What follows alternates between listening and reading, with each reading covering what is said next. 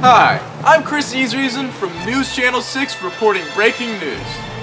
I'm here at the spot where archaeologists have recently unearthed video footage dating back to the 1st century AD. This never-before-seen footage is said to contain eyewitness accounts from the resurrection of Jesus. Here's some of the footage. So the other day, we were mourning the loss of a dear beloved friend and son, Jesus. And as we were going to the tomb to put the spices around the body and make it smell nice and stuff, the craziest thing in the world happened. The ground, it just started shaking. It was like, No, it's more like you're right. And the people guarding the tomb, they just Wake up, Mary. They just fell down like dead men, they just fell down. It was the craziest thing. And next thing I know, this big stone that was put in front of the tomb just starts rolling. It's like, Mary, more like she is so right. You know, you're so much better at sound effects than I am. Anyway, so the stone just rolls away like, and then all of a sudden this angel appears out of nowhere. He says to me, "Don't be afraid. Jesus ain't here no more. Jesus is risen up from the dead." So we go into the tomb and sure enough, there's no body in there. And we're like, what? How can this be possible? Well, after Jesus died, some of us were pretty upset. Yes. I recall the Mary Marys running into the room, speaking all this nonsense about angels and earthquakes and empty tombs. It all sounded quite far-fetched to me. But then I remembered Jesus telling us that he would raise up from the dead.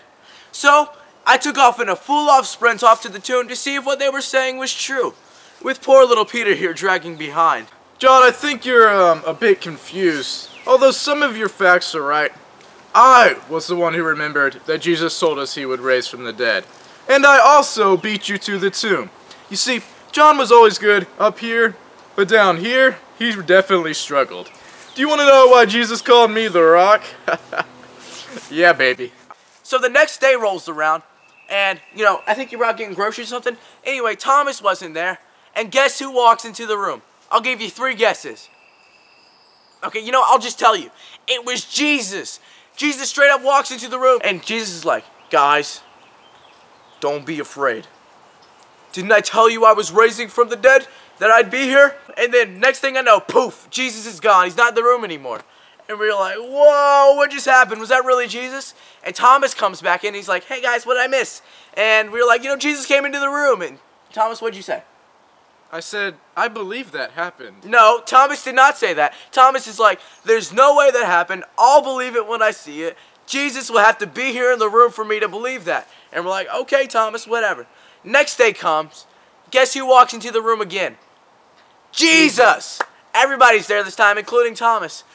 And Jesus walks up to Thomas. He's like, "Look at these hands. Look at these hands, Thomas. Look at them." And Thomas is like, Okay, guys, I'll tell you how it really went down. I came in there, I was maybe doubting a little bit, but I believed after I saw nothing less, nothing more, you know. Can I tell the story? And Jesus was like, "You know, Thomas, I'm going to forgive you because I love you, but you better believe me next time. Blessed are those who believe in me without seeing."